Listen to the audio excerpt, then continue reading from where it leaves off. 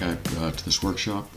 This is a re-recording of the workshop because the technical glitches I had in the first time around. But let me, and hopefully this will go faster and work a lot better this way. Here we are starting off. What we're talking about is still life and using composites and still life to make them quite dramatic. And what you're looking at on my screen right now is my Lightroom folder. It's got a bunch of the still lifes that I've taken this month. And I am not a still life photographer by any means. I like doing them now. I learned a little bit about still life from a online course I took at the end of December, and I got interested. This being pandemic times, what I normally like to do being hiking and taking outdoor photography, still life photography gave me an opportunity to get back into photography, and I've actually enjoyed it quite a bit. As you can see, I've taken quite a few pictures here. Let's get into how to take these things and a presentation that I've got here. So I'll start off with this presentation a little bit and get us started. Okay, still life composites, using composite techniques in still life photography. On this first page, it shows the inspiration on the left and the result on the right, and this is really what it's all about: going out there looking for something that inspires you, and then trying to come up with a style or something that looks similar. Take your inspiration from that and go. So the one on the left I found on the internet. I sort of liked it, the pears and all that. You'll see a lot of pears in still life photography. It seems like pears are the thing. So of course I did the same sort of thing on the right hand side, a little different obviously, using my own style, my own way of doing things, but that's the idea. You get on and to get inspired and go somewhere. The agenda for today, I've got a beginning. What we're doing right now is the presentation, the blue letters right there. I'll talk about my vision of composites, the creative process, the equipment I used, and how I actually went around shooting the scene, the setup in the room and everything else. And then we'll get into actually post-processing. I'll get into Lightroom, Photoshop, and Adobe Camera Raw, and we'll go through an image or two, actually showing how to prepare the image, separating the foreground and background from the image, creating special backgrounds, special effects like lighting effects, things like that, and putting some finishing touches on the image. So let's get started. Okay, what am I trying to achieve in going out there and doing this kind of still life? Well, I'm trying to create something special. I hope you don't have to listen to the fire engines go by my house. Hope everything's fine out there. What I'm trying to do right now is create a piece of art. Okay, I'm not looking at being a perfect photographer or anything else. I just want to create something dramatic that speaks to the viewer. My inspiration, what I'm looking for, is things that I found on the web. And if you go out there and Google still life, and if you Google the Dutch masters, you'll find a style out there that I fell in love with for this type of thing. You'll see my images look very much like this. It's where the light is very directional. Portions of the image are very well lit, but there's also portions that are in deep shadow. So they have that mysterious, sort of dark overall look to them. And that's very much what the Dutch masters are doing, and that's what I was trying to achieve with most of my images. Obviously, you can pick another style. You might not like this style. It's really up to you. But get excited about something and then try to go for that. What I have in yellow there, this isn't photojournalism. I'm not trying to document what's on the table in front of me. There's a lot of people who are very proud of being photojournalists, if you will. It came right out of the camera that way. That's not what I'm trying to do. It gives me unlimited freedom to do whatever I want to do, and without any excuses. You have complete control in still life. What makes this so much fun, I found it so much fun, is you decide what the subject is. You go out there and you get inspired. You decide what subject you want to shoot. You go out and find the elements, maybe in your home, and most of them you probably can find around your house if you look. And you arrange those elements on a table in front of you, and you keep on arranging them, trying to find the right composition. You determine the lighting. You have control over all aspects of this thing. So the end result is what you want it to be. It's a lot of freedom, and it's a lot of fun.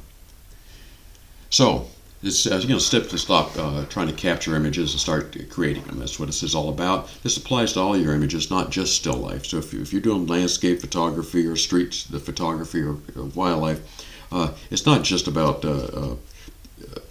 create art. I've said that before in other classes. Do something with your images. Don't just take pictures. So what inspiration did I have? Well, these are three that are not my pictures I found out on the web. And I have certain pictures that I'm that I've done that emulate these. The one on the left with the tomato on the toolbox there, and a bottle. I didn't have the. I should try that one. I guess I got close to it. I use a toolbox and some things. I'm looking at that again. I think I might try something like that. I like the way the light's coming in on that thing. It's beautiful. I'm going to try again. You'll see one of my pictures that looks similar to that. I used a toolbox and some fruit. The one in the middle I showed you in the very beginning. Pears inspired me.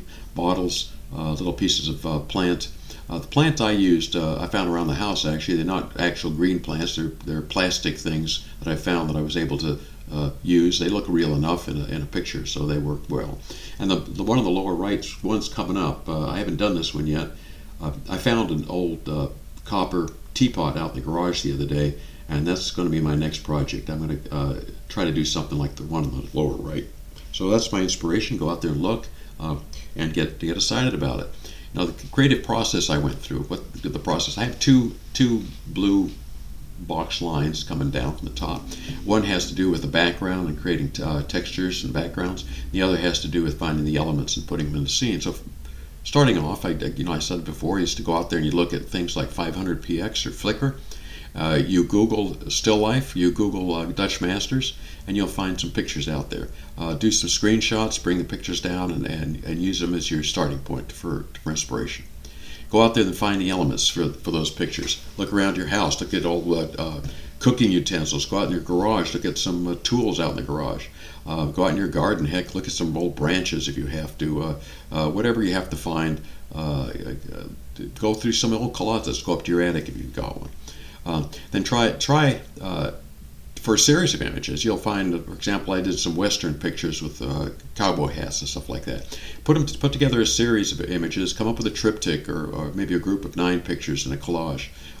That's nice. It shows off nicely. It makes a nice picture. And I'll show you an example of a triptych coming up. Build a collection of possible backgrounds and textures. I just recently sent you guys a link to a bunch of textures and backgrounds that I had. Go ahead and build out your collection of those things. You can go out to the internet. You can find textures. You can go in your own backyard, shoot your old fence in the back that's all rusty and peeling, whatever it is. Shoot your garage floor. I mean, with the oil and everything else in the garage floor, it has some interesting textures out there. It's amazing what you can come up with. Once you get the textures and everything else, play with the scene. You get your elements, you put them together, you start playing with that scene, you start moving them around. Maybe you start off by copying something you saw on the internet, but keep on moving the objects around. I find that keeping it somewhat simple is better than keeping it too complicated. The more objects you get in the table, the more difficult it is to put it together.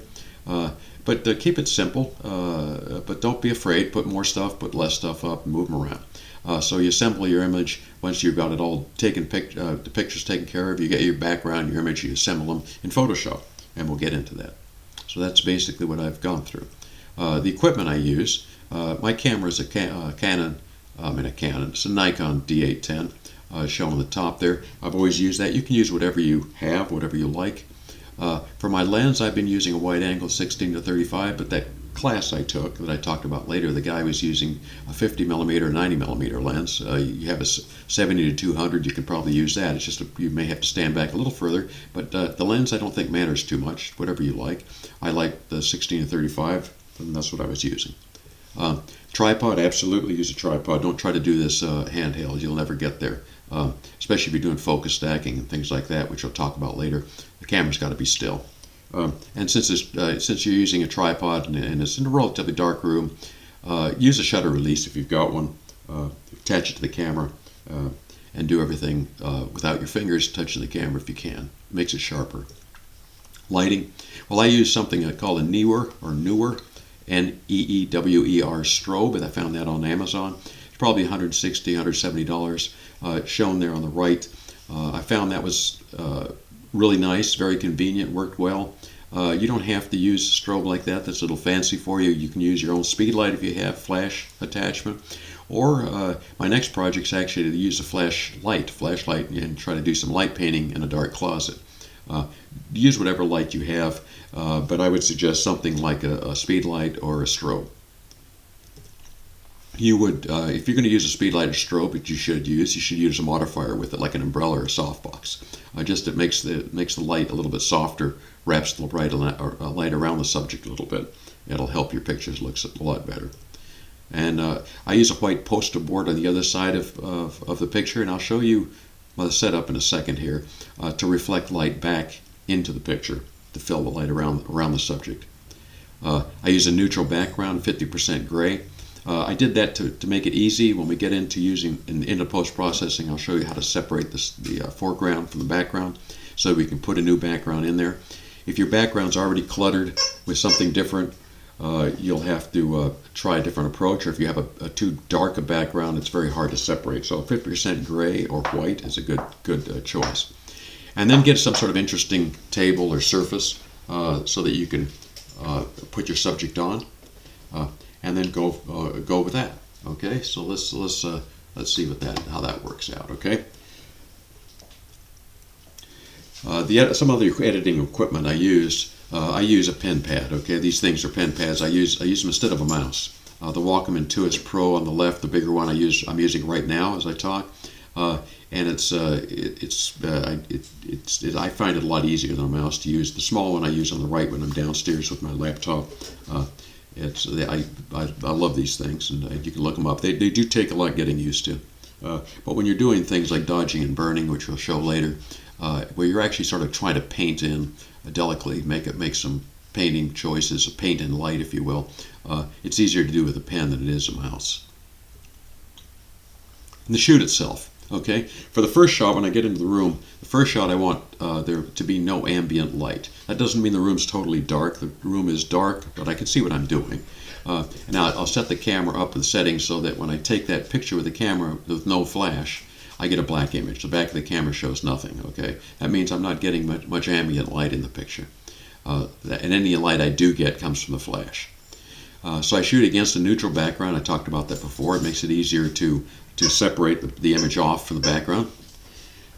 Then I set up and start shooting. Okay, if you hear a noise in the background for me right now, a squeaky noise, I'm sorry about that again. That's my dog, and she's trying to get me to play with her right now. Okay, we set up and shoot. We check the LED screen. We chimp. The reason they call it chimp is that people look at the back of the screen and they go, ooh, ooh, ooh, ooh. It's like a chimp. So we chimp at the back of the screen. We look at the LED to see what it's like. And what are we checking when we do that? Well, we're checking the histogram. And if you've never don't know much about histograms, you'll need to look that up. I don't want to get into that now, but see, the histogram will tell you how well exposed the light is. I tend to like to keep it a little bit on the dark side, so my histogram will be a little bit to the left.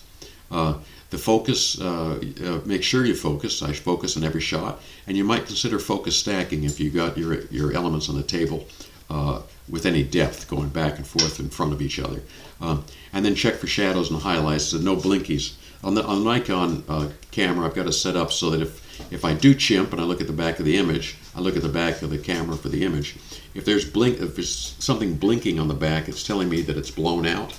And so I'm looking to make sure that there's nothing blown out, but the flash didn't blow any part of the image out. Okay, then once you're doing your chimping, you move the elements around, you move the lights, you adjust the settings, and you start going.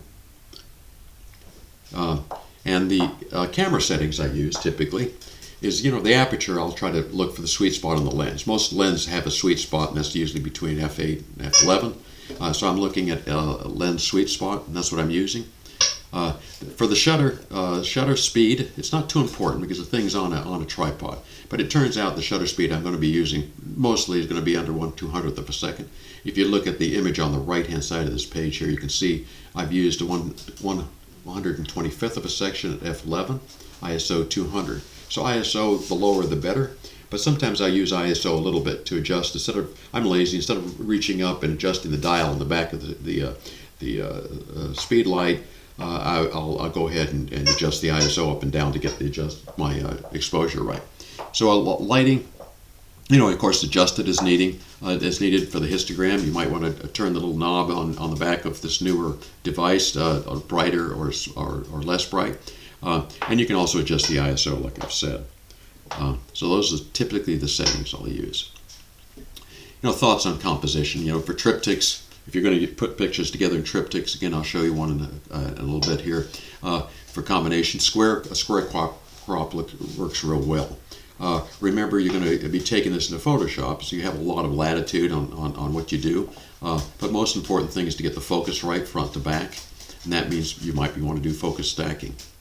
And then when you arrange the subjects, you can look at some things. Now, if you look at some of my still life, I broke these rules all the time. But rules of odds basically says that an odd number of elements in a picture is better than an even number. So 3 is going to be better than 4. 1 is going to be better than 2. 3 is better than 2. So to go with an odd number if you can. 5 is a good number. 3 is a good number. Triangle composition means that one of your subjects is usually higher than the other, and the other 2 are shorter. When you're taking pictures of people, for example, that's a portrait, a group portrait. That's a good rule to follow. Triangular composition, and then look at the study the images on the web and look at the composition they're using. When you find one you like, copy it. You know, it's okay. There's nothing wrong with copying. So look at that composition. Okay, here's an actual picture of my quote-unquote studio, right? I talked about different things. You can see the softbox on the left with the newer light on it, on a stand. You can see my table that I talked about. I like that table. It's an antique table I had. The grain on the table is real pretty. Shows up nice. You see the white board on the right-hand side to reflect the light back into the subject. And you got my camera set up there, okay, on a tripod.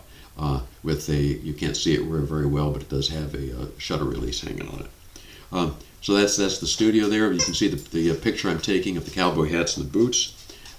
And that's the end result of that picture after I processed it. It doesn't look anything like what's on the table, right? Well, that's the whole idea. I've added a lot of grit to the picture, added a different background, lighting, and everything else. So that picture there came from the one you see in front of you. And then if you go to the triptych idea that I talked about before, you could do things like create a series of pictures along a theme. And this is a Western theme with three different backgrounds, 3 different compositions. There's another version of a studio here. I took a series of hat pictures when I first started this off, and I took them on the floor of my garage. It turned out that garage floor is pretty messy with oil and everything else from cars, but it made a pretty interesting textured background that I used in all these pictures as it turned out. You can see the white board there again. You see the softbox and the way my camera set up on a ball head hanging over the images. Okay, as I took the images, then the hat picture down below shows up with the background. You can see the background there is a garage floor. I've actually put another little texture on it to give it some a little bit of a grainy feel to it, and I changed the color a little bit using one of the adjustments in Photoshop. And again, I combined all these pictures in square crop. These are a bunch of Oriental hats that I collected while I was in Asia. My wife and I spent several times in Asia while we lived there for a while with Exxon and with the Air Force. And so during that period of time, we picked up a number of these hats. I created a little collage. Most of them, I guess, are on the garage floor, as you can see. The textures are almost identical. The lower right-hand side of each one of these pictures is a little darker than the other, so they're all in the same area of the floor. I did use Photoshop to recolor the floor a little bit and bring out the textures. But as you can see, that's one idea, and that's one thing you can do that's pretty easy. It makes a nice collection. Picture like this hanging on your kitchen wall or whatever. It might be interesting. Okay, and here's the background. Here's the setup again. I'm just going to explain a little bit how you can make some of these adjustments. So they got the table, the white board on the right, softbox on the left, camera, and the neutral background, and the subject being a teddy bear in this case. If I get that softbox on the left and I move it back and forth, as I get closer to the table, the light around the subject gets softer, okay, softer. And as I move it away from the subject, it gets harsher. And I'll show you what that means in a minute. I'll show you an actual image with that. So it gets harsher as I move it away, softer as I move it forward. This also works for portrait photography or anything else you're trying to do, okay? And of course, as I'm moving it back and forth, I may have to adjust the strength, because as I move the softbox away, while the light gets harsher, it gets weaker. And I may have to turn up the power on the white light a little bit if I move it away. So I'm thinking of those two things together. Or I might adjust the ISO. Okay, I can also rotate the background and or the softbox there, those yellow things. If I rotate those slightly, I can change the gradient of light on the background. So the way the softbox is set right now, it might show up much brighter on the left of the background than on the right. If I want to even that out, I can rotate that softbox slightly in to fill the background better and remove any sort of gradient across the back of the background. I can also move the background itself, tilt it in a little bit on the right hand side toward the light to remove the gradient. Okay, and the way I set up the softbox is usually 90 degrees as shown here. Portrait photographers will tell you typically 45 degrees. I like it at 90 degrees, especially for this style of picture, because I'm trying to create a I'm trying to create a difference, a dark side and a light side, more than you would get at a 45 degree angle. I also set up the softbox so that it's aligned with the subject. The left-hand side of the softbox, if I'm standing behind it, the left-hand side of the softbox is aligned with the subject. I'm also I can move the background back and forth, or the table away from the background, whichever. As I move the background backwards, it gets dimmer and dimmer, it gets darker and darker, and as I move it forward, it gets brighter and brighter. Then going to the right-hand side, I can move the whiteboard. As I move it backwards and away from the table, it gives me less fill light. As I move it forward, it gives me more fill light. So you have a lot of controls, as you can see, to set up this thing. You're sitting there with a little green camera, and you're reaching over and moving the whiteboard back and forth. You move the softbox back and forth to the background. Once you get it sort of set up, though, and once it's working the way you like it, you more or less keep it that way. I mean, I've had my little studio set up now for a month, and I probably haven't changed things around for my last 10 or 15 subjects, because I sort of have it set up and I know what it is. Put the subject on the table, take the pictures, it seems to work. So all that, you can take that softbox and move it out. Let me go back to the last part here. Sorry, I shouldn't have done that. You can move that softbox out to 45 degrees if you want. Okay, and there's a difference. So let's look at the difference, what happens. When I go to this picture here, this is at 90 degrees. The picture on the left is my preferred setup, 90 degrees from the picture and very close in. So the softbox is sitting just off the left-hand side of this picture, about 10 inches out from the objects themselves. On the right-hand side, I have the same picture, the same softbox set up, but without the bounce board. Okay, without the light bouncing back in. You can see the difference. Look, especially at the pear. You see the pear is much well lit on the right-hand side than it is on the right on the left picture on the right-hand side than it is on the right picture on the right-hand side. So by removing the board, you darken that one side of the picture down a little bit. So the board does make a difference, okay? And you can move the board back and forth, as I said, to make that change. Then if I take the light at 45 degrees instead of 90 degrees, you'll see the light fills more around the front of the picture than it did on the previous shot, the one on the left. It's up to you. Whatever you like is better. I happen to like the one on the far left with the key light at about 90 degrees rather than the key light being at 45 degrees. You can also do something like you can take that light on the left and move it back and forth. Like I said, the further away it is, the harsher the light becomes. So if you look at the one on the left, it's the one I showed you before, my 90 degrees and 10 inches from the subject. If I keep it at 90 degrees, but I move it 8 feet away across the room and take that same light, you can see what happens. The light on the right is much harsher. Okay, you might or might not like that effect depending on what you're trying to shoot, but that's the effect you get by moving that softbox back and forth.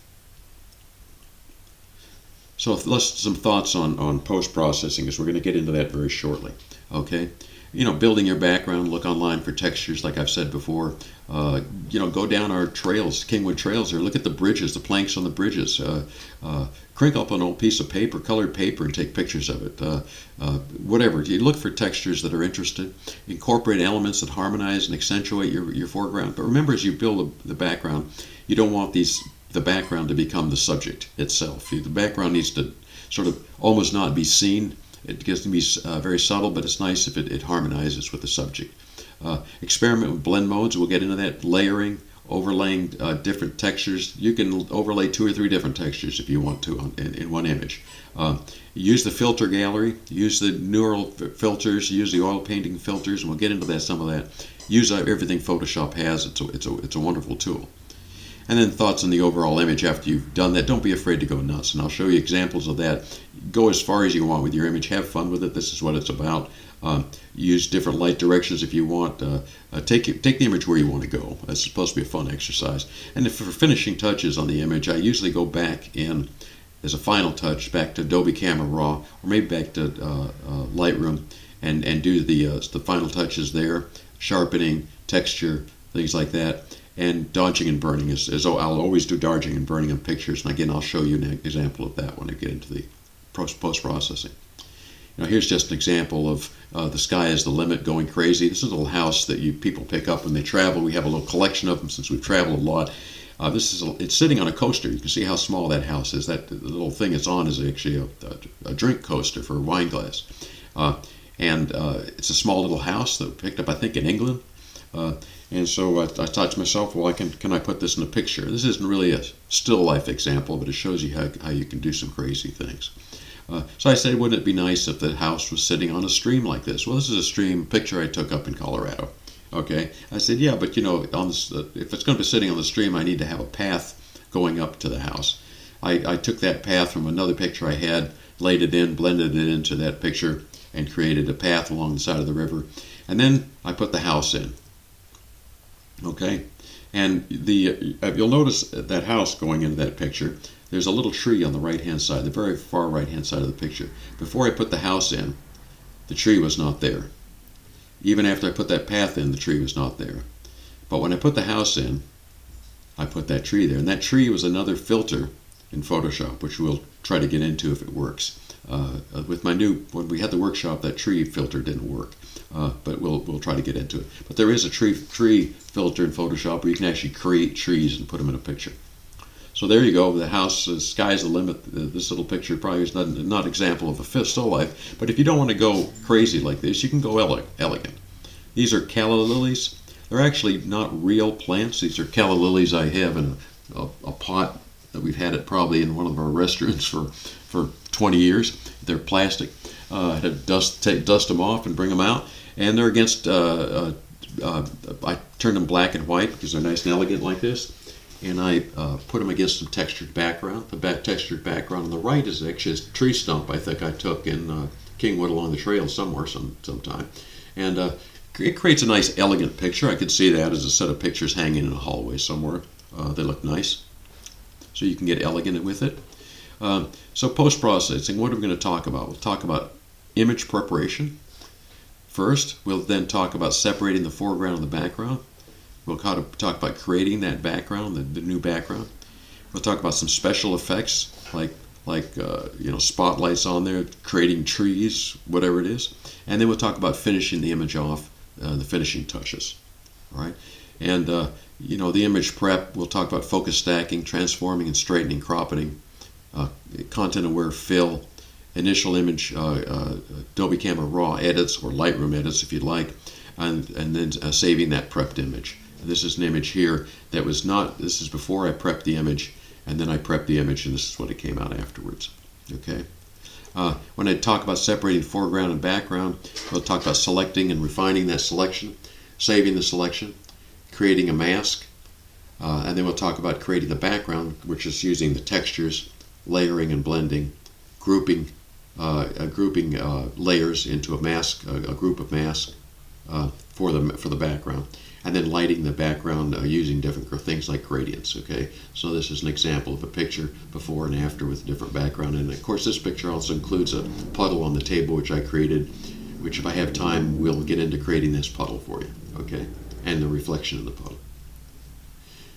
This special effects is the last part, a good fun part of this whole activity. So what can we do with the special effects? Okay, we'll talk about a high pass filter. We'll talk about oil painting, lighting effects, the trees filter, the famous trees filter I talked about before, using the filter gallery, and then we'll talk about finishing touches using Adobe Camera Raw, adding a vignette, sharpening, radio filters, and then dodging and burning.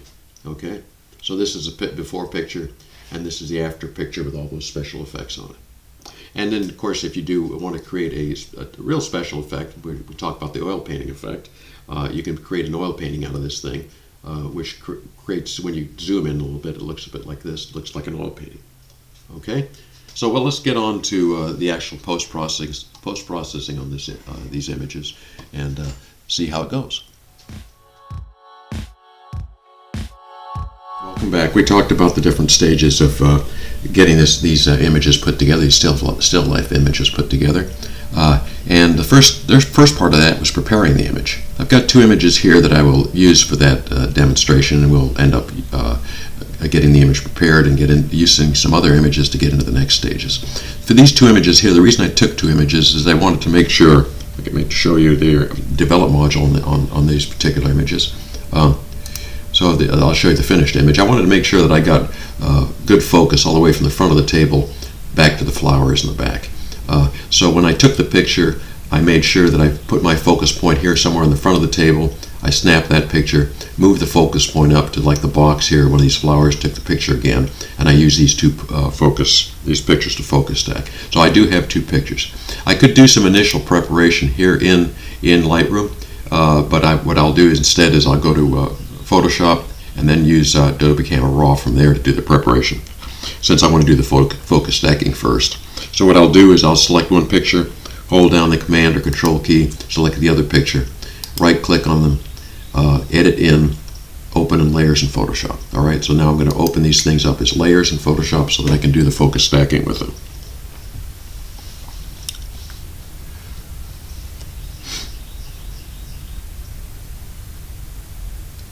Photoshop is doing its little thing. Okay, now it's opened up, and it's showing you the two pictures. And hopefully for this demonstration, I've added a cursor highlighter, so that little blue purple thing around my cursor will help you track what I'm doing. I can also, if I remember, I can zoom in on certain things. So, for example, I can show you down here that there are two layers. Okay, and the both layers are stacked on top of each other. As you can see, I can also click the layers on and off. So if I click off the top layer, you'll see the image on the left does not change much. There's a slight change. It's slightly out of adjustment. You can see that, the slight change. So in order to adjust the two layers together, I will hold down the top layer, click on the bottom layer with the Shift key held. Now I've got both selected. I can go up to Edit, Auto Align. Okay. The Auto Align window opens. I will use Auto. That usually works well. I hit OK, and it aligns the two images. All right. Now the two images should be perfectly aligned. They are. I don't see any difference when I click on and off. Do that before you focus stack, because the images need to be aligned. Now, with the two images still selected, I go back to Image, Auto Blend. It'll come up with this little dialog box. Use stacked images. Make sure that these contests aware any transparent areas if one image is smaller than the other and things like that. But you don't have to worry about that here too much. Seamless tones and colors, that's fine, and do OK. What it's going to do down below now is create a little two little masks. These two masks here that select off the best focused areas. For example, the one below is selecting the front of the table. The white is selected, right? So it's and part of the subject. The one at the back is selecting some of the background. So actually, the subject looks like it was all in focus, anyways. So this one was primarily selecting background. This is primarily selecting foreground. Okay. So now the images are in focus. This top image up here is the combined images. I'll just say that now layer flatten. I don't need to have all those underlying areas. Okay, now we've done the focus stacking. We can do a couple other things to clean up. I can get rid of this little white area over here by using the marquee, just a marquee. There's different ways of selecting this off. Marquee tool is just easier to do right now. So I'll just select this off of the marquee tool here. Then I'll go to Edit Fill. Okay, Edit Fill, and it's going to be content aware. Here's another way if you want to use shortcuts to get to the same little menu to pop up. What you can do is hold down the Shift and Delete keys. Okay, Shift Delete key gets me the same thing. Make sure this is on Content Aware. Click OK. You'll see this will fill this in with Content Aware. I'll hit Command D to deselect, and I've got a good starting point. All right, that's a good starting point. The next thing I can do is let's crop this into a square crop. We certainly don't want this roof up here. I want the crop to be square on this particular image. So I'm going to go make sure this it's a square crop 1:1 ratio. Okay, that looks good. I'm going to bring this down. What I want to do, there's plenty of space on this side of the table here, so I'm going to create some space. I'm going to move this table up a little bit here because I want the table up a little bit. I want this box, this part of the box, roughly in the center of the picture. Okay, just that's what I want. You know? So I'll do it that way. I'm going to crop a little, just a touch off the left-hand side, add some table here, and add some space over here. All right. What the nice thing is, maybe it doesn't have to be quite that big. Let's bring it in a little bit.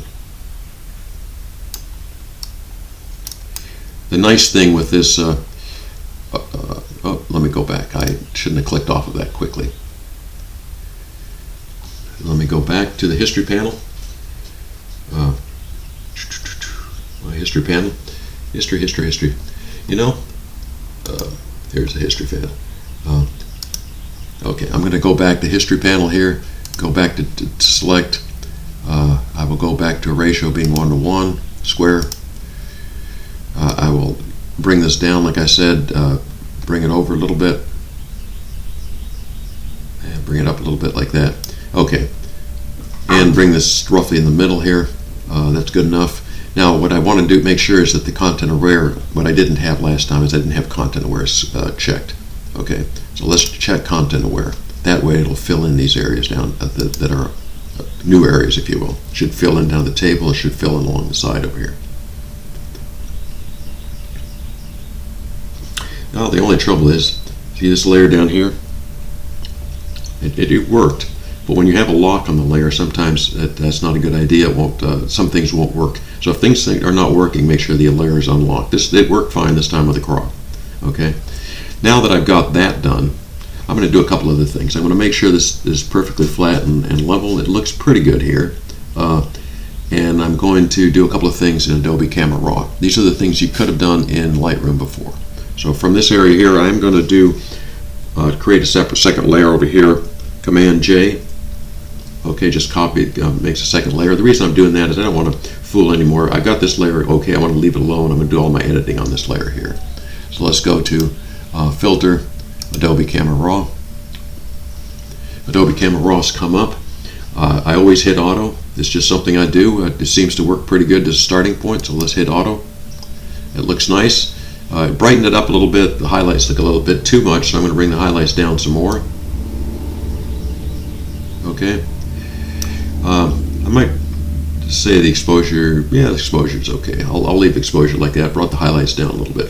A lot of the other things like textures, clarity, vibrance, curves adjustments, details like sharpening, and straight and a lot of that other thing, not straightening I'll do now, but a lot of those other things I would save and do it after as my final steps, just the way I like to do it.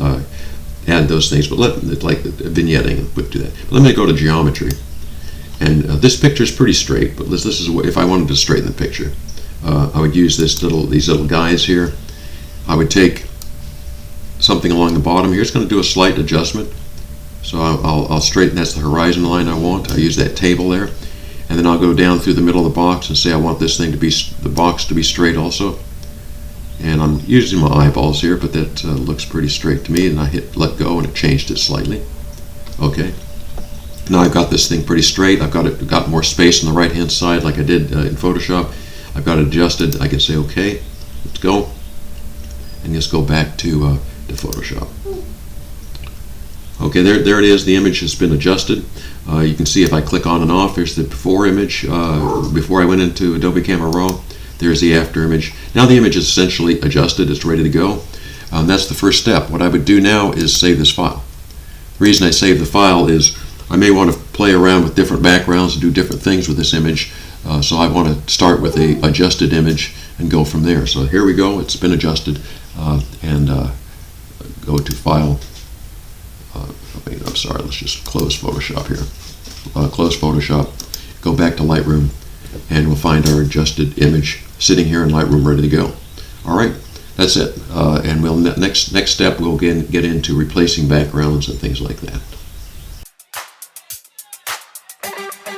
We talked a little bit about what I was trying to achieve with all this stuff and the style I was going for, some of the background of how I got here, the process.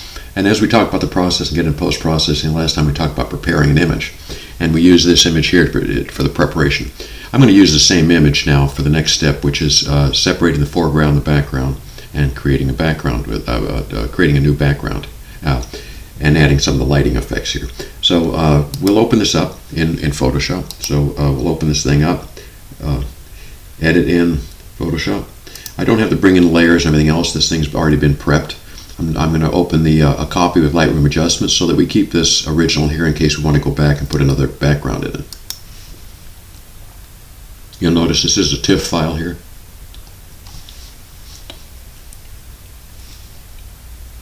Photoshop's come up. Now Photoshop's there. You can see the images on the background here. And of course it's locked because the background's always locked when they come in. And I've got my library set up over here. I moved a lot of my backgrounds into a library in Photoshop, which you can do. If I go back to Lightroom, I can go down here and find I have a still life photo, and I also have skies, and I've got a lot of textures here. So I got a lot of textures here. I could have opened the textures up directly from here along with the image and brought them in.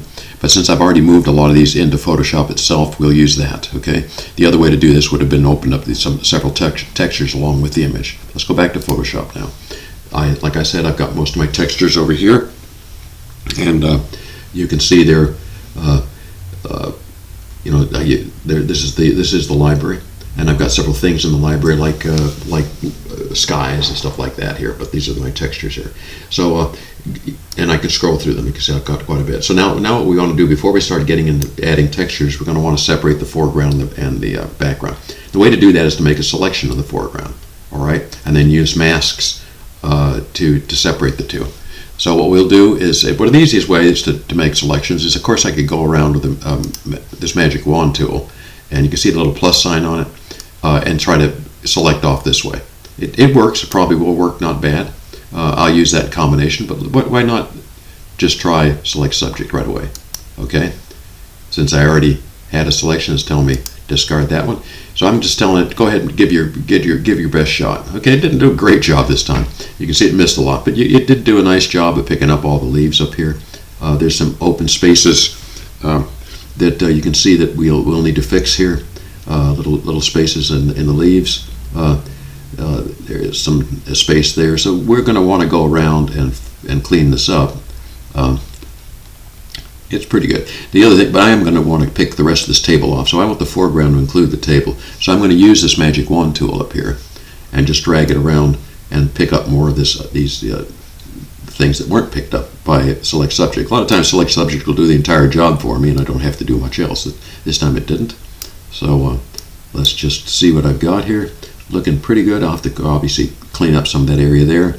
Yeah, a little bit of the table back there needs to be picked up. So I'm using this magic wand tool to do that. There you go. Looks pretty good. Now, to remove some of these areas, I can do that either by clicking on the Option key and taking the magic wand tool to a minus sign, Option, and I can remove some of these areas. Whoops, forget that. That is one of the functions of the mouse, which is the ability to draw. So we'll forget the Option thing right now. But what we can do is use the selected mask feature up here, which is really a pretty cool feature. So that's what I recommend actually doing anyways. So let's do this selected mask. I've got this set. You have various options with selected mask against how you do it. I have an overlay function with red, so it shows red is what's not selected. So I can go through this selected mask now using the Refine Edge tool. You'll have several options here. This is the Refine Edge tool. This is the quick selection tool, just like you saw before, but Refine Edge is what I want. It's got a lot of intelligence built into it. I will go over some of these gray areas here and tell it that if you separate these things out. So it's starting to do that a little better. You can see it's picking in between the leaves.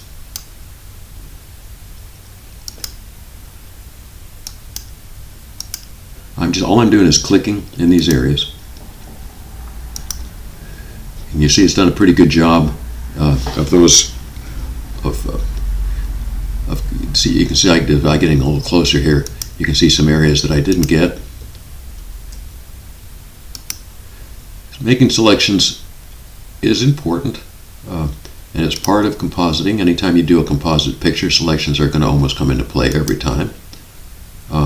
So you take your time to do it right, and hopefully this thing is smart enough that it won't do something screwy. All I'm doing is clicking in these areas. You can drag and click. Obviously, I'm just seems to be clicking right now. It's working fine. There's a little bit of open space down there, and obviously I'll drag through here a little bit. And I'm telling the computer to I don't want this selected here, and it's looking for the edges. It's going around. It's got a lot of intelligence to it, looking for edges. It's doing a pretty decent job right now.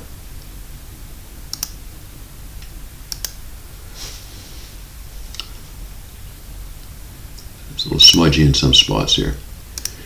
You can also do things, for example, when you're doing this, is you can tell it to, if you're working with hair, for example, on a person, you can tell it look at the radius out a little ways, and look for edges that way.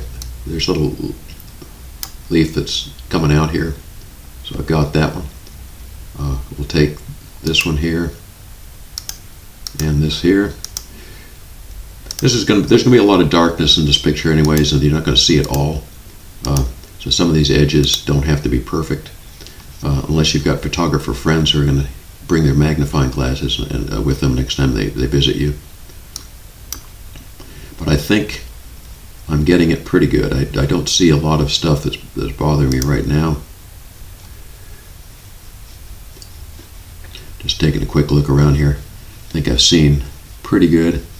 When I've got the selection the way I want it, I can then say I want the output, the selection. If this may be closed when you use it, so if it says output settings, open it up. Forget the decontaminate right now. That you can use that if there's if it's a green background that has a little green fringe around it and things like that. This is not a problem here. I want this to come out as a selection, but you have choices. You could have it come out as a layer mask, which I'll ultimately use too. New layer with layer mask, etc. I'll just use the selection, keep it simple. And let me see if there's anything else I want to do. No, this is going to be fine. So I'm going to take it. You can see the little marching ants all over this thing. The marching ants. It's made a pretty decent selection around here. Okay, it seems to me like it's working pretty good. There's something right down here that we could fix. So I'm going to add that little, and I would say I'm happy with that. So let's go with that. Now, one thing that's important to do is once you've made the selection, save it, because you're going to need that selection maybe more than once. Okay, so I'm selecting, and I'm going to save that selection. I'm going to call that foreground. Okay, foreground, and I've saved the selection as foreground. Okay, now we've got that selection saved. I can start working with bringing in backgrounds. I'll just deselect by doing Control D. Selection is not there anymore. I can bring it back because I saved it. And now let's start selecting off some backgrounds. Let's find something interesting here, and we'll scroll down. I've got a lot of. I know it's hard for you to see these things, but backgrounds I've created over time and saved some of these things. We can use. We can have a brick wall behind it, but I don't want the background really to be too busy. Let's bring in a decent background. Let me look at something that might be. I don't want any of those real busy ones that drive me nuts. Some of these backgrounds right here with a little vignetting around them are nice as a second layer on the background. There's a tree trunk. I've used that in another image. I could use it here again. And let's use this thing here. The way to do that now is I click on the image in my library and drag it across. You see the little plus sign, and I drop it. Okay. Now that looks very pixelated. I'm not sure exactly why that is. I don't particularly like that. I'm going to I'm going to just clicking on that image in the layers property here, making sure I'm on there. I'll hit delete, get rid of it. Don't like the way that came out. Let's find something that's not as pixelated there. And this is one of my favorite textures right here. I'm going to do this stone wall. Okay. Now, a lot of times in Photoshop you don't want to expand things out because they do pixelate when you expand them. But in this case, it's a background. It's not going to make much of a difference. So if I click this and change the shape of it without holding the Shift key, it's proportional. It changes proportionally. Command minus. I'm going to get out a little bit. I can change this and bring it down a little bit. Now I want the shape to go down behind the table here. So I'll hold down the Shift key and I can drag this thing in one direction. Okay, now I've got the background where I want it roughly. Okay, I'll hit the check mark to commit to that. Of course, the background's on top of the other image. Now, how do I get rid of it? Well, I create a layer mask here, and the way to create a layer mask then is go to my selections, load a selection, the one we saved. I can go to foreground, which I had before. And you can see now it's made the selection of the foreground that we had before. If I go to the mask down here and click the mask, okay, there's two ways to get that foreground. I can click the mask. You can see it's inverse. It's showing the rock wall where the foreground was. I don't want that. I want it just the inverse of that. So I could click on this layer here and do Command I, which will reverse this mask and give me this feature here. I've got the background behind the table. That's the first step. That's one layer, and you can do several layers. I can add features to this background, Chinese letters, for example, things like that. So what I could do is let's do something else. I'll bring in some Chinese letters. Some of these things, it's amazing what I've found around the house. You know, these Chinese letters, for example, I'll bring them in. I bought an old Korean chest one time when I was in Seoul, Korea. And inside the chest, there are all these letters. I don't know why, but it's interesting to me. So I'll bring those up here, and I will put them on top of the rock wall. And you can see it's there. It's not masked out, so it's right on top. Of how do I do this? Now this is where grouping of layers comes in handy. These two layers together, the Chinese characters and the rock wall, I'll put those two things together in a group by going down here and hitting this little group icon, okay? So I hit the group icon and put this one, I have to have them both selected, this one and this one, hit the group icon, and now they're in a group together. Now in order to put the mask on both of them together, I'll take this mask and drag it up to the group, okay? Now they're both masked within the group. And close and open that group, and the group has a mask on it. Now I can work within this group and add as many layers as I want, do whatever I want to it to get it to work. Now why would I want to put these Chinese characters on top of the other thing? Well, I can use blend modes to blend the Chinese characters into that rock wall. So right now I'm on the Chinese characters. I'll change these blend modes to something like Darken, for example. Now I've gotten an interesting looking group of Chinese characters in that rock wall, right? You can see that there's a little bit of a line here and things like that, so I can sort of blend that off if I want. Let's see how to do that. We'll add on the Chinese characters itself. I'll add another mask.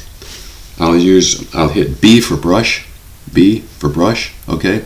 Now I've got a brush tool. With a brush tool, I'm going to turn the opacity down. Okay, the flow down.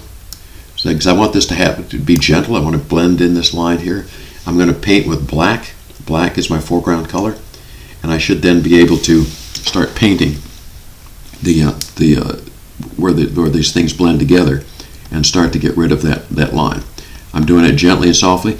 Now as I paint and I paint over the foreground, nothing happens because the foreground, remember, is on a different layer, hidden behind here. I mean, or behind it, it's protected from the group that I've got. So here I'm getting rid of the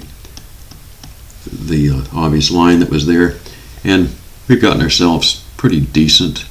So I've gotten the Chinese characters more or less blended into that wall. is I can turn this on and off. Let's see. Yeah, so we've got the, let's see, I've done the blending. And the characters should, let's see what I got. I'm gonna do something here. Layer styles came up, that's why. Cancel, I don't want to do layer styles. Okay, I accidentally hit it, layer style, so I can turn that Chinese characters back off and on and off.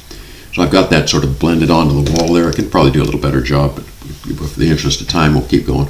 Now there's some other things I could do here. For example, I could change the lighting on that wall. I could add other things to the wall. I could add another layer on top of that layer. Let's just do that.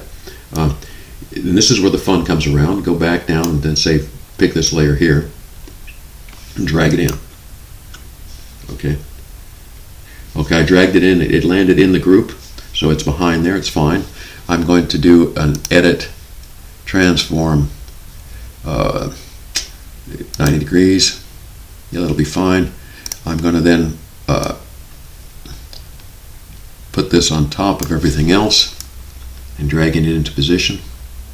Okay, that's about where I want it. It looks good to me there. Maybe bring it down. Now that's good right there. Commit to it. I've got that layer on top of everything else. I'm using blend modes now. I can do the same thing. I can blend this in to give an overall feel to the background. What it does, it gave it a little bit more vignette, and it gave it a little bit orangey look to it. I can do color burns. There's a lot of different things I could do here depending on what I'm trying to do with the background. Lighten's not going to do it. Overlay mode.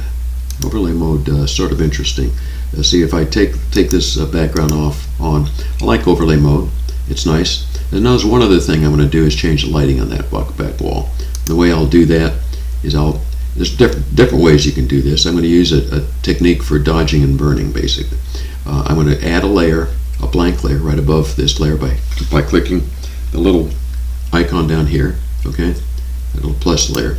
It added a blank layer. Now I've got a blank layer here. On this blank layer, I'm going to create a radial gradient. That's what I'll do. Radial gradient. So I'll select a gradient. I'll make sure it's a radial gradient up here, right? And on the radial gradient, I want to go from almost white to black. Okay. So I'm going to do it. Let's go to white to black. Let's do basics, foreground to background. Black to white or foreground to background is what the thing is. Foreground to background. Okay, so it's going to go white to black. So as I drag out on this radial, I just show you what it's doing. It's going to create a gradient like that. Now, how can I use this gradient? Well, the way I can use the gradient is to change again the blend mode of this to overlay. And what does overlay do? Overlay takes anything that's 50% gray, makes it invisible.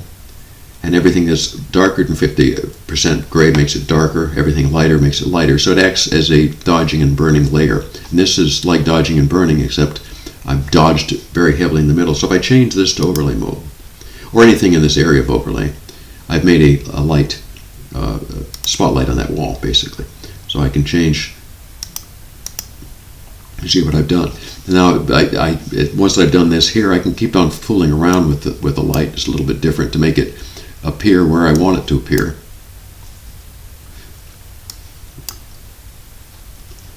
All right. Let's just, I'm going to have the light on this side of the table a little broader out. How's that? Yeah. Let me see. It's the light's coming in this direction, so it would hit the light and go this way. All right. I'll do that. The light is going to be like that for now. We'll have to be happy with that. See how that works. One more thing I'm going to do here now is I need a shadow on that wall. I need a shadow on that wall. Okay, how I can make a shadow. Let me go back to the foreground here. Remember the selection? I said I might need it again. Load selection, foreground. Okay. Now that I've made the selection of the foreground, I'm going to do Command J, which copies the selection. Command J. I've got the selection.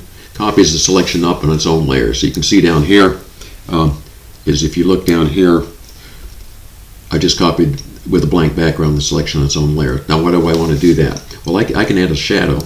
You can't see it. You can't see it over here because it's right on top of the other one. I'm going to do a, let's see, I'm going to go down to a drop shadow. I got a drop shadow on this thing. And what I can do with the drop shadow is change the distance of the thing. You're not seeing it right now, but you will eventually. Let's just put this darker, size of the shadow bigger. Maybe I can drag the shadow out a little bit. I know what I need to do. I'm going to cancel that. I'm going to take this. The reason you're not seeing it is because of course this group is above it. So I'm going to take the group here and close it down. Drag this thing that I'm trying to make the shadow with above the group. Okay. Now go back so that the shadow gets cast on the group. Okay, that's what I'm trying to do. I was doing that wrong. So drop shadow. Now if I do some of these things, hopefully I can start seeing the shadow show up behind it.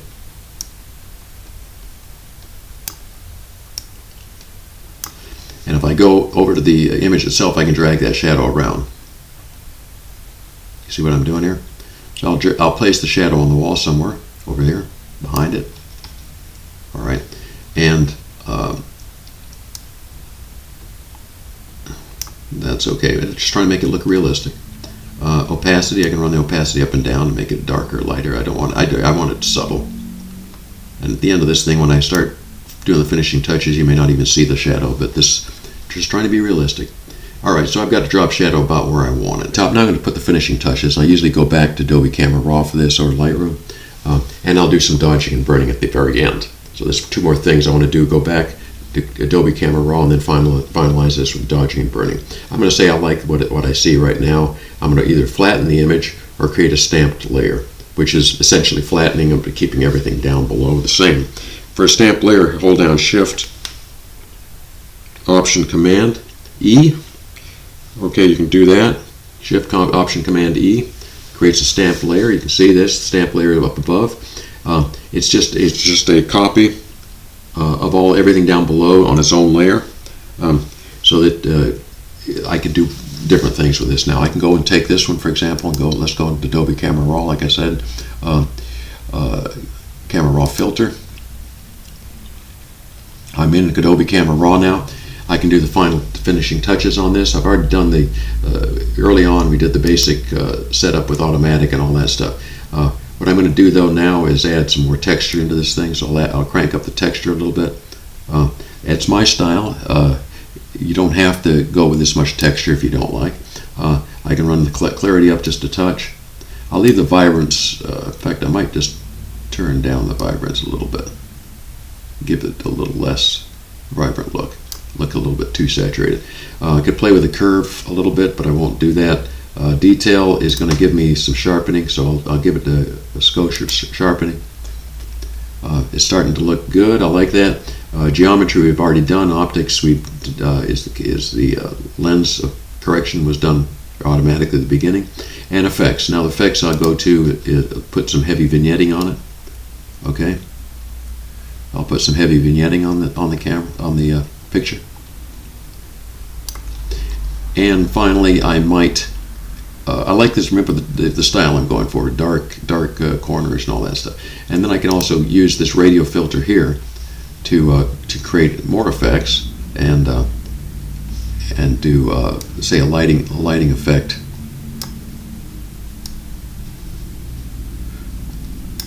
Let's say coming in, giving a little shine to the front here,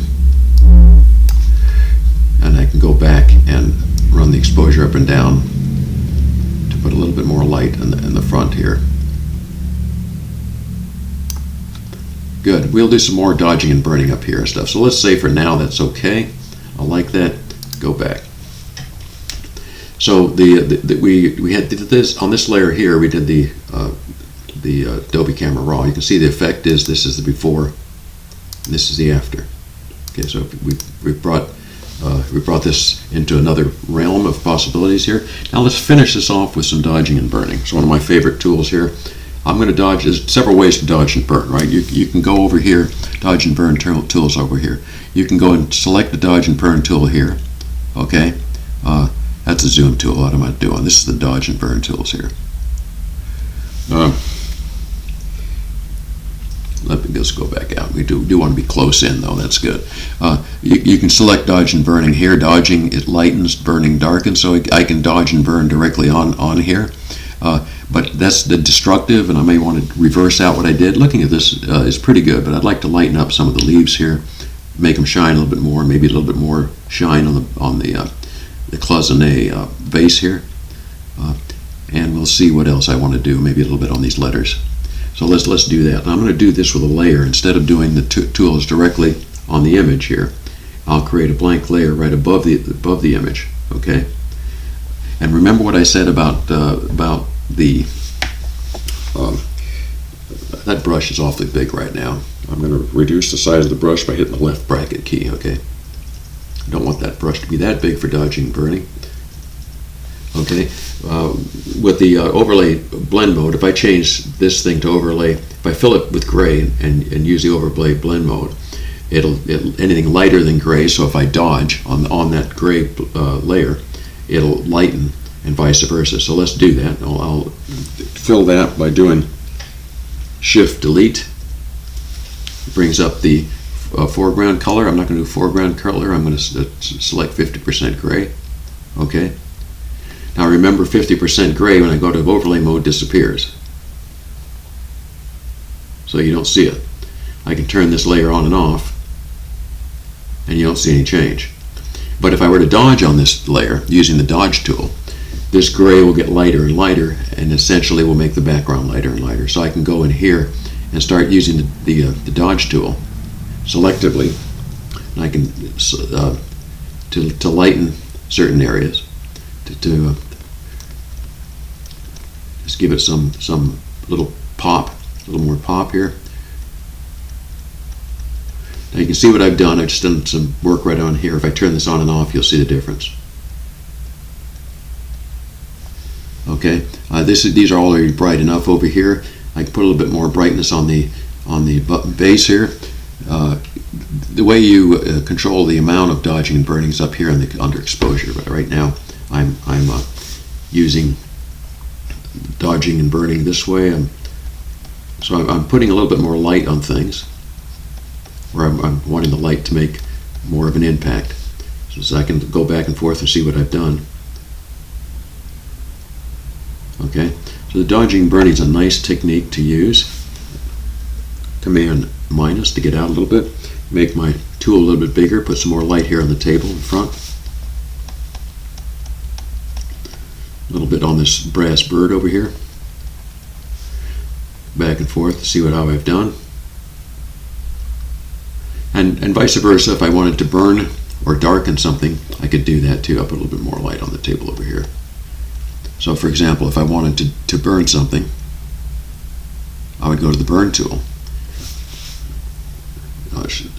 Make this a little bit smaller, and I can darken some areas down to give it more contrast if I wanted to.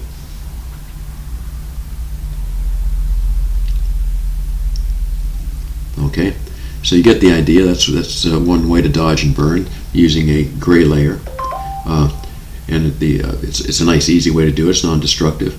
If you can see what you're doing after the fact, and if it's too much, you can take the opacity of that layer and change it up and down to make the effect slightly more subtle. Okay, so that's the dodging and burning tool. So that's what I do. The image now is roughly finished.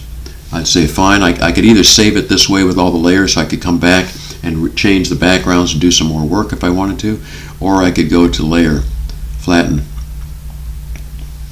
I've got the image flattened, and file save, right? With that file save, it's saving down here. 99%, it's almost saved. Come on, finish your work. There you go.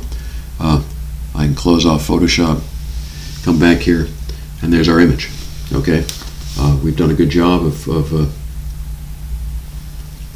editing the original here and making a second of it. The nice thing is, if I wanted to do it again, do something different, I could start with my prepared background. So that's separating the background, foreground, and creating a background and putting it in there. This one you can still see has the shadow still on it, so it looks semi-realistic, right? Now let's get into some really special effects ideas next. Okay, hope you enjoyed this.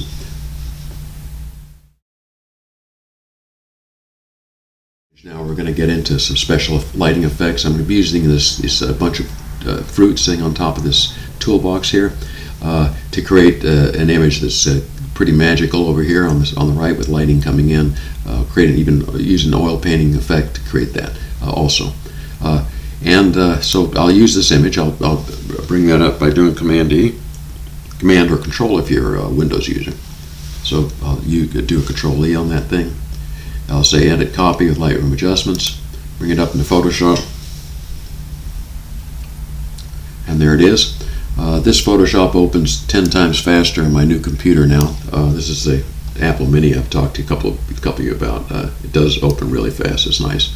So we'll do the first thing we did in the last picture. First, we'll have to separate the foreground from the background and start putting a background in, and then we'll put some lighting effects in there. Okay, just quickly. So this has already been prepped. It's pretty good. I'll start off with my old favorite here of select subject. Actually, I think I already have a selection made here, but I won't do that. Select subject. It's selected the fruit. It's done a pretty good job. I will now go around using the magic wand tool and select the rest of this toolbox.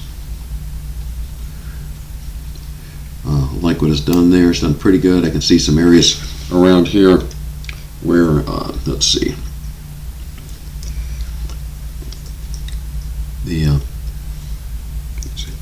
You can see little areas down here where I haven't selected very well, and this selects it on along here, and it missed this area here. So I'm going to go and select a little bit,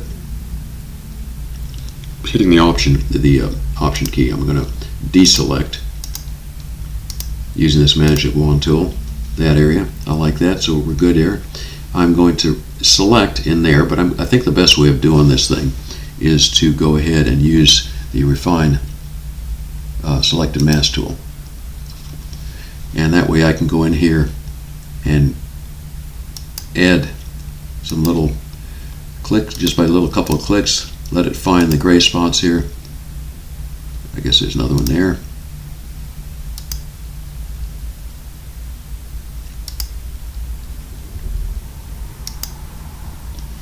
Okay, I think I've got that pretty good. I like what I see. There's something here that I don't want. I'm going to hit the option, which is going to take it off here, and see if it's smart enough to take it off. It's not. I can still do that myself. See, there's some areas along this bottle that I don't particularly like here. I'm going to use just the regular down. This was the Refine Edge tool I've been using. I'm going to go back to using the Quick Selection tool, and with the option clicked here, I'll make it a little bit bigger. Make it a minus sign. Let's see, it actually should be a plus sign because I want to select it. I don't want to deselect it. So I'm making the selection here. It fixed that. So it's done a pretty decent job of getting what I want. So I'm going to output this thing to a selection over here. Okay, I've got it selected. I'm going to select, save the selection, call it foreground again. Foreground. Alright, now I've got that selected. Let's bring a background in here. I'm going to deselect first. It looks good. Deselect, Control or Command D for deselect. Bring in a background. What would look good this time? An old rusty or wooden, how about a rusty piece of something? I don't know. See if I can find something like that. Let me find some brick wall, but this is good. I like this. Let's bring that thing in. Like that. I'm going to go to Edit. Which way should I rotate this thing here? Transform. Flipped. Counterclockwise or clockwise? Counterclockwise. Let's do it clockwise here. I'm not sure which is going to be the better rotation on this, but let's try this anyways. And then I'm going to resize it up to the background. I probably could have made this image, crop the image down a little bit, but I'm going to leave the crop on this the way it is. So we'll make this. I'll hit the Shift key so I have control over the size of this thing. If I don't have the Shift key down, it's going to shift proportionally. So Shift key gives me control over the size. I have to put it all the way down behind the box. And what I've noticed here by doing that is that I have now some of these nice peely things. I'm wondering if I ought to be up here. Well, let's find out. We'll see if I rotated it the wrong way. It's probably okay. Let's commit to that. Now remember how we put the mask on the last time we made a selection? So I went to select, load selection, foreground. It selected the subject. I'm going to go down to the mask tool here, hold down the Option key, click. It's created a mask, and everything's behind that. Doesn't look bad that way. I think that'll be fine. So I like that background. It's dark. It's admittedly a pretty dark background. I notice here that I missed some of the background when I was doing the selection here, so I can do that easily by taking a brush, making the brush small, and making sure I'm on the mask. Paint with white to reveal the background. So to change this from black to white, I hit the X key to toggle back and forth, white. And coming in here, trying to run the opacity up and flow up. Okay, that's going to be good enough. Not perfect, but we're okay. You can do a better job by taking a little bit more time. Okay, now the background is where I want it. Let's do some other things with this background. I'm going to darken it down and put darken it down is what I'll end up doing. See if there's anything else I need to do. That's probably it. So let's just take this background here. Okay, add an adjustment to it. So I'll go ahead and use the right down here. If you'll notice what I'm clicking on here is that little half circle with the thing. That's the adjustments. So I hit the adjustment on that. I'm going to go to brightness and contrast. It's going to add a brightness and contrast adjustment. If I start fooling around with this brightness and contrast here, you'll notice it affects the foreground as well as the background, right? I just want to affect the background, not the foreground. So I will clip this adjustment to the background only. Here's the background. The way I clip it is I can hit the Option key down, and as I move the cursor, you'll see that little icon shows up. Now I've clipped that adjustment just to the layer below it. It shouldn't affect the background right now. So now if I start fooling around with the background, it just changes the background. Okay. So that's what I'll do. I'll darken that down. All right. So that's not too bad. I like that.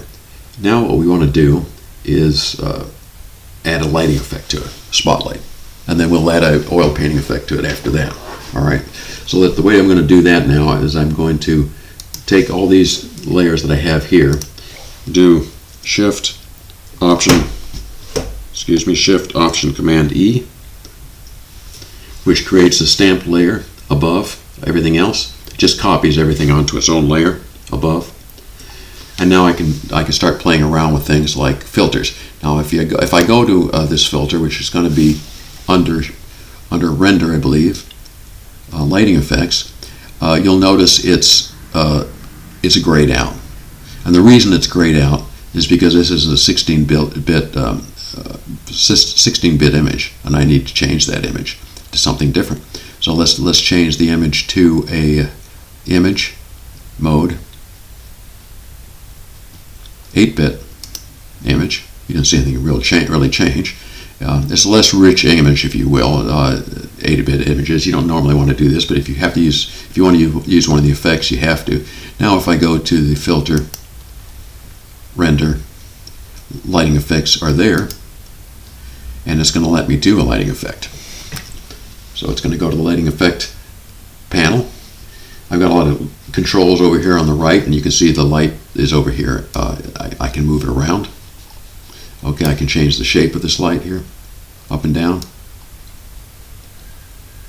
I can change the hot spot in the middle of the light by just using this control over here. I can change the color intensity of the light. Okay, I can actually change the color. I can warm it up if I wanted to by colorizing it, and I can change certain things like gloss, make it more shiny on the subject that it's hitting. So this is metal, so it should probably be glossy. Metallic. See what it does. Again, it's interesting. Okay, let's do that, and then I can change the ambiance. I can brighten it up or darken it down. Okay, now let me see, the hot spot maybe be a little bit bigger here, like that. I might run the intensity of the. By the way, you have different spotlights, things you can there's point lights, spotlights, and different things. I'm using a spotlight on this one here. You can tell what you're using because it shows up down here, and you can actually add lights, add another light in, and just keep going. So this is one lighting effect that I've got here. I will let's see, just change that to there. It's not too bad. I'll say I like that enough. And let's commit that. Okay, that's okay. Just thinking. Okay, it's gone back. So now my original image was there. I've added the spotlight effect to it. Now what the last thing I'm going to want to do to this image, not the last thing actually, I'll do one more thing before I get into dodging. And I'll do dodging and burning, then we'll do the oil painting. Okay, so like I did on the last one, I'm going to dodge and burn. I'm going to lighten up some of these things so the light hitting them will shine through the orange and things like that. So what I'm going to do is create a blank layer right above that. This time, instead of doing the 50% gray, dodging and burning like I did in the last with the last image, I'm going to show you another way of doing it. I'm still going to use the overlay blend mode with this particular. It's a blank image now, but I'm going to paint. And this is where using a pencil comes in, a pen pad instead of a mouse works better in my mind. I'm going to paint using the brush with white and black. If I paint with white on this, it'll make it lighter because of the overlay mode. If I paint with black, it'll make it darker. It's very similar to using the 50% gray. I don't want to do the 100% here. If I paint with white on 100%, it's going to make it very, very white. You can see what happens there. That's just too much. So I'm going to take that off. I'm going to take the opacity down, the flow down, opacity down even more. I'm going to make sure the brush is hardness is at 0. The size is it is what it is. Let's see, I get a little bigger brush. Okay, now that this is the hardness is down enough, let's test it and see if I get a little bit on this. Well, that makes that a little bit too bright.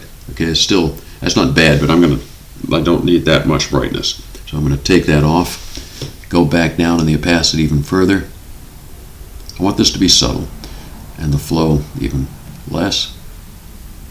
So I want this to be a very subtle effect as I do it. There, that's what I like there. Nice subtle effect. Now, the more I brush on it, it'll bring it up more and more, okay? So I'm bringing this thing up. Now you're probably wondering yourself, well, I don't see a big difference here. If I turn these things on and off, you can see the difference. I can run up the opacity a little bit higher to get a little bit more effect on it. So that's what you play around with these things until you're happy. I like a little bit more light on this mango out here.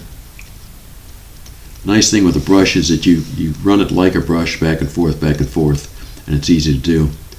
Get that mango to be a little bit shinier. Let's see, back and forth.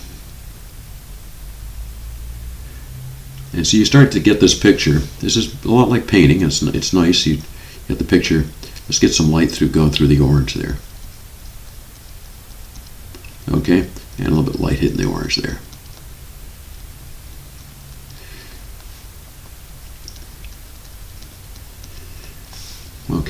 So we've done some bringing the colors out and a little bit of light on these things. Cancel, hit the wrong thing. Now what I'm going to do is make this brush a lot larger. I'm going to go just opassity up a little bit here on this thing and the flow up a bit. What I want to do is put a little bit heavier light right on the box here in front here. So as the light hits this box, it's streaming down along its side here. A little bit more light hitting on the side of the box over here. Maybe hitting the light hitting the lock down here. So let's see what that looked like. Okay, so I'm getting this this lighting effect that I'm looking for. I may put more light on my mango back here. Okay, so you get the idea. We've got this light streaming in, and we've got this pretty cool effect going down there. Now there's one more thing I can do to this thing is make this thing look like an oil painting. I can save it this way.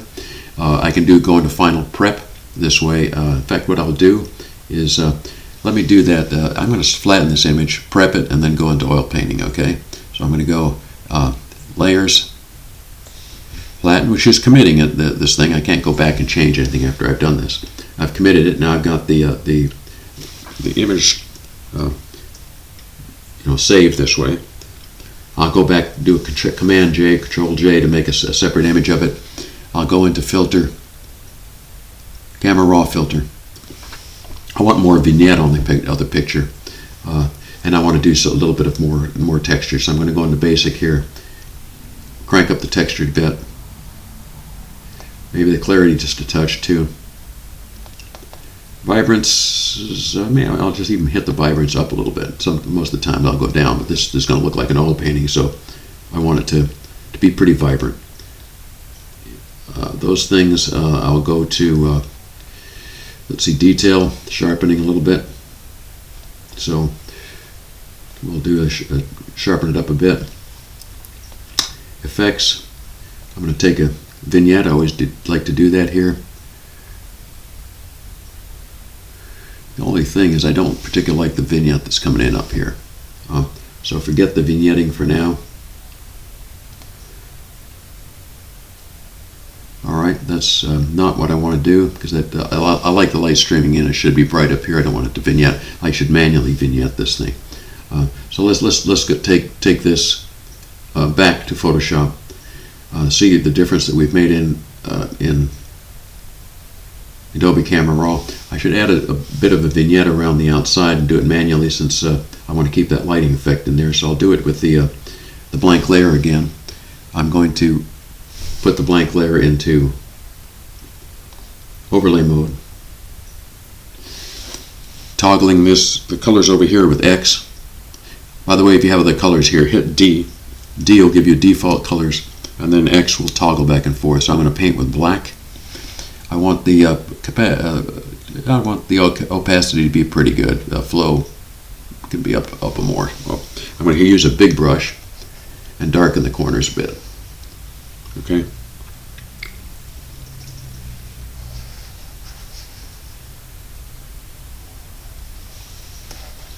So that's a little better there.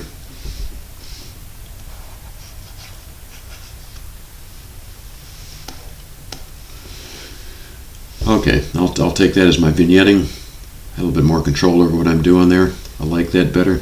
Now I'll go back to image flatten, because I'm going to take it into oil painting now.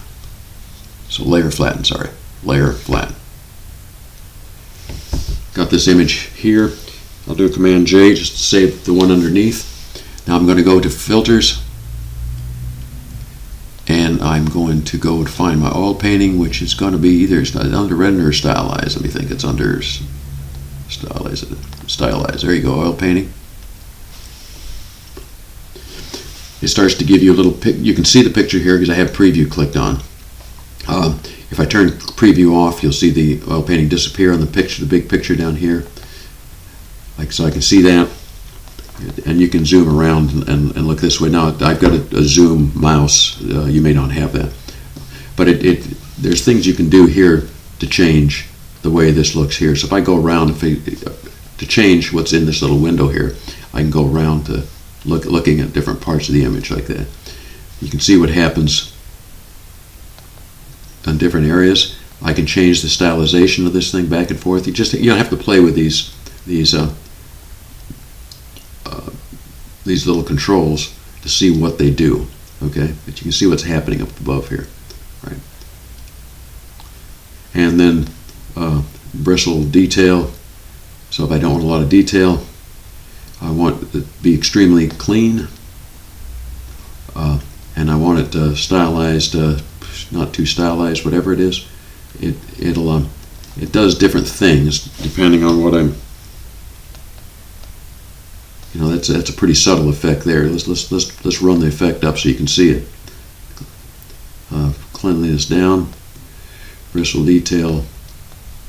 Now if I do that, you start to see a little bit more effect here. Lighting, you can turn the shine on the lighting on and off.